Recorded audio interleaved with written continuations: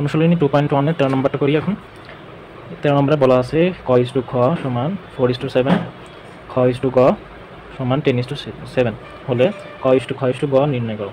এই ধরনের অঙ্ক আমরা দেখবো যে অনুপাতের ক্ষেত্রে আমি দুইটা অনুপাত আগে লিখে রাখছি। অনুপাতের ক্ষেত্রে দেখবো যে এখানে কোনো না কোনো একটা মিল আছে, কোনো একটা অনুপাতের যে কোনো একটা রাশি আর একটার সাথে মিল আছে। এখানে যেমন 4:7, এখানে 10:7, তাহলে 7 এর সাথে 7 মিল আছে। তাহলে এই টাইপের অঙ্ক যেগুলো আছে সেই অঙ্কগুলোতে আমরা ট্রাই করবো এখানে এমন একটা সংখ্যা দিয়ে গুণ করতে, সেই গুণ করলে যেন এর একটা রাশি এবং পর আরেকটা যে অনুপাত আছে সেই অনুপাতে আরেকটা রাশির জন্য মিলে যায়। তাহলে এখানে আমি কি করব, 10 দ্বারা উভয় পক্ষকে গুণ করছি।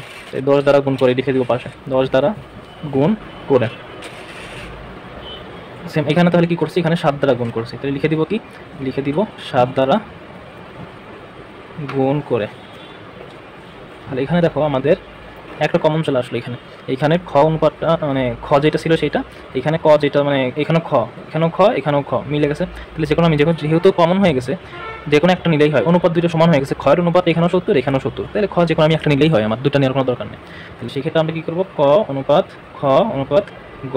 এখানে কি লিখতে পারি এখন, 40 অনুপাত খর যেহেতু অনুপাত 1 হয়ে গেছে, তাহলে কী করবো 70 অনুপাত 49। এটাই হচ্ছে আমাদের অ্যান্সার। এখন আমরা এখন গুণ কেন করলাম, আমরা গুণ করলাম যে আমাদের এখানে ক এবং খ আলাদা আলাদা অনুপাত দেওয়া আছে। এখানে খয়ের অনুপাত ছিল 7, এখানে খয়ের অনুপাত ছিল 10, আমার মিল নাই। তাহলে আমার 4টা লেখা লাগতেছে যদি এইভাবে হয়, 4টা তো হয় না, কারণ অনুপাত এখানে আছে 3টা। তাহলে আমাদের একটা কমাইতে হবে। এই কমানোর জন্যই আমরা কি করলাম, এরকম মিল লিখলাম যে এখানে 7 যেন 70 হয়, আর এখানে খয়ের যে অনুপাত ছিল 10, এর সাথে এমন একটা সংখ্যা গুণ করবো যেন 70 হয়। এই কারণে আমরা এখানে 10 দ্বারা গুণ করছি এবং এখানে 7 দ্বারা গুণ করছি।